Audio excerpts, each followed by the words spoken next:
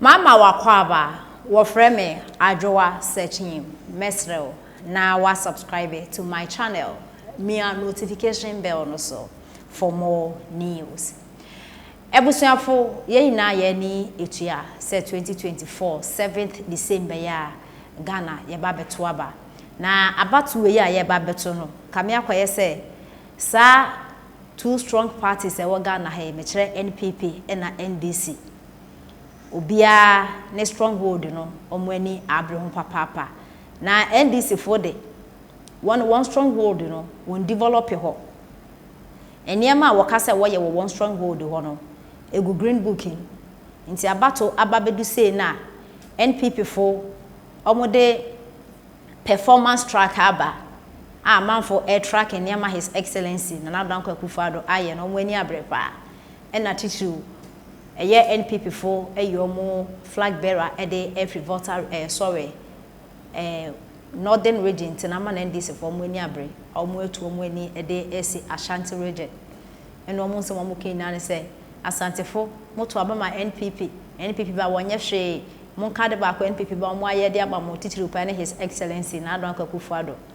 ne pensi nene na voter region fonso sisi omo aso no mo ehuze dabe ya to aba ma NDC ato wonye hwe maye NDC mosura mo TV so na radio so na ma no bobo mo etu mo ani ade esi Ashanti region wo ma na asantefo mo aso menjwa mo forgetting say voter region mo so stronghold ene whole central for no mo kase omo kire so omo kwan bi eda ho ifepete pepe asphalt omo hu bi da Thai road omo hu bi da so his excellency na Danko Akufo-Addo baye mo hwe kwan na etwagui ekwan no dada ne na foforo de ni his excellency why am omo na no same gemfi kwotena onua TV a o chese ho voter region town road na NDC fo no mo ye egu omo green book ni say green book no say people say dadeo because nyam egu green book ni mu a ye hu wo wi assignment ase oh ache na YouTube fo omo koye interview wo ho na voter region for mu so omo akon na enye na mo his excellency ababe nti omo do mo ase NDC fo hu nka na omo ahyeda etu omo ni de asi Ashanti region and so his excellency na Danko Akufo-Addo bae asante fo sisi no mo se omo ani ada ho propaganda ne doso tribal politics ne doso atem didi ne doso enye akwan with this current administration no akwanya his excellency na Danko Akufo-Addo aye wa Ashanti region ese wani sese wo ka kire wo eba na akwanya sema his excellency na Danko Akufo-Addo we deliver hospitals we CCB agenda 111 Ashanti region omo anya more enti Ashanti region was one jira ho na NDC for muntu futuri fem wo mwani most stronghold voter region common sea defense and now no be akoso modam a yusu efa voter region okakre mo de betena TV so na radio so ye propaganda say na don call ho no call ho kasa na kwato bomb na de because ye were election year ti forgetting say see na ho no nsu ila efa manfo ku manfo so omo niama no ka hompo wato aba mamo no ka mo nkobo won ho ban mo anye na no mampani dada Akufo-Addo bekanya na bekan mo anye sika wode ma mudi o mampani dada Akufo-Addo no yes defense e ma voter region enso NPP o mo deliver Ashanti region deliver voter region essence ye ba beto aba na propaganda enti this for man yenya yaso me ka say other regions no mo matter o amara mikrom central region dey matter pa western region wa matter eastern region wa matter northern region won put wo matter pa but voter region Ashanti region mi ni esi NDC for NPP for NPP for crowd o monka because o mo for voter region ye politics NDC for na fie si won so o de esi Ashanti region so Asante for so nya asem keto me ken so NDC for Asante for so mo about work kire say mo meka one project am why Ashanti region mo awie atimo self ho ene o mo ayedin mo stronghold kwa mo ntime nye mpuntunjuma wo obi ni de na mo atum ani asi wo NDC fu mo ye bi common sea defense mo ntime anya ma voter region na mo ye de ne ye hwekwe na mo ye dede ho central fo no workers no was afid wa uni ma beto aba ma NDC no ya beto awoka to aba ma NPP because honorable Pitamawu kra nyema waye woni krom nye na maketo a se Volta region for mo ni ambiente na ndi to a NDC for asem atomo nti ensem a e course e wo ho central useless. Oh yes, waka no straightforward they to just say useless. Now my way I just on one or say kwala school e po yema kwala laptop or say a bribe.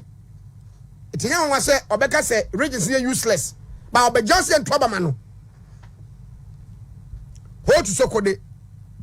e kwan ni. You see how na amokwata buo for wakasa. No say NDC da mutu abade ma omo. Mo ya NDC for but ye interest say ahanye ya NDC strong to ye nya kwan no de ma contract contractors ni woso no mo ye kwan na no ene wo ho no ha kwame diligence yanko legends yanko ho to sokode menu ka se de kwan ni sitie ho to sokode kwan no eje tuato sen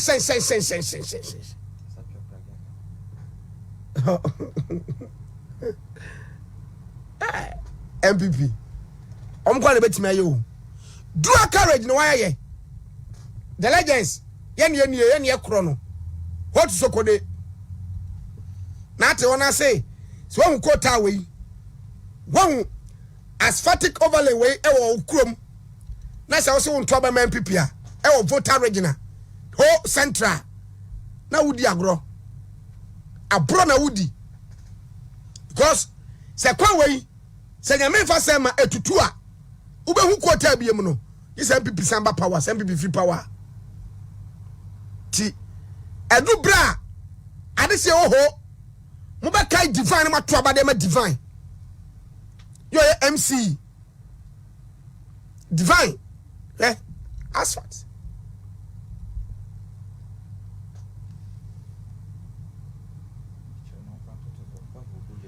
Kwame what the rolling project in mame yaba kwan no sa de udi yi wo ma kwan no mame project a ewo ho ya me second se ameti yi no edisa asa ka me sorry say na enka divine honorable divine be done from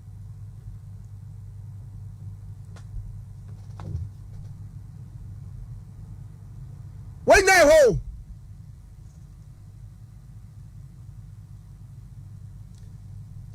where ever to Lome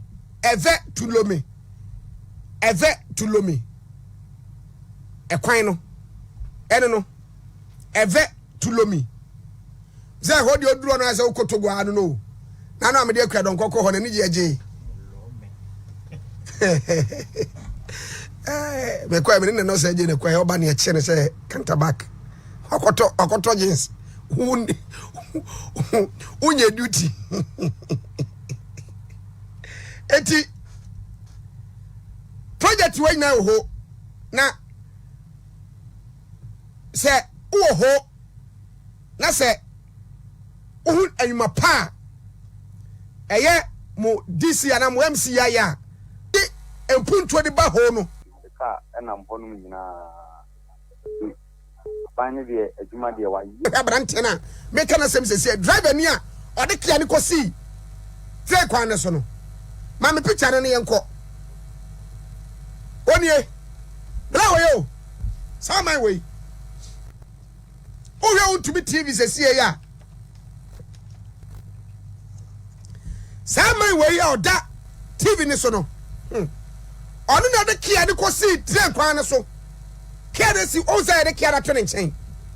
kia da ho no Saman way na de tre kia ni kosi tre kwan ne so no mai no da ho no eno de kia ni kosi tre kwan ne so se tre ni mesai na trimpo no ene sei na enu mo no ena ma mewura ho ma dwe ho abepem ne ya